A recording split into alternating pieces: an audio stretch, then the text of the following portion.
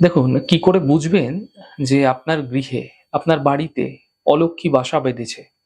দেখুন, আপনার বাড়ির ছাদে বা দেওয়ালে বা কার্নিশে, বারান্দায় যেকোনো জায়গায় হতে পারে, নিজে থেকেই অশ্বত্থ গাছ জন্ম নিচ্ছে। আপনার বাড়িতে এমন হলে মনে রাখবেন অলক্ষী কিন্তু আপনাকে ধীরে, ধীরে গ্রাস করতে শুরু করেছে। তো দিন, দিন আপনার অর্থনৈতিক উন্নতি ব্যাহত হতে থাকবে, আর্থিক উন্নতি আটকে যাবে, ব্যয় প্রবণতা বৃদ্ধি পাবে, ঋণ অর্থাৎ লোনের জালে আপনি জড়িয়ে পড়বেন। অর্থনৈতিক সংকটও কিন্তু ভীষণভাবে আপনাদের সামনে উপস্থিত হতে আপনারা দেখতে পাবেন। কি করা উচিত?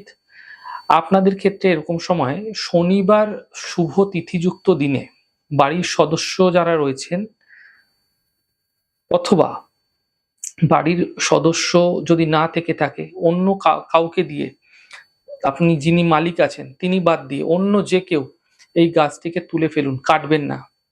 কাটবেন না, মাথায় রাখবেন। এরপর ৭টি শুকনো লঙ্কা কালো কাঠ দিয়ে বেঁধে অশ্বত্থ গাছের গায়ে আপনারা বেঁধে দেবেন। তারপর অশ্বত্থ গাছটিকে দূরে কোথাও ফেলে আসুন। যদি সম্ভব থাকে এমনটি করুন।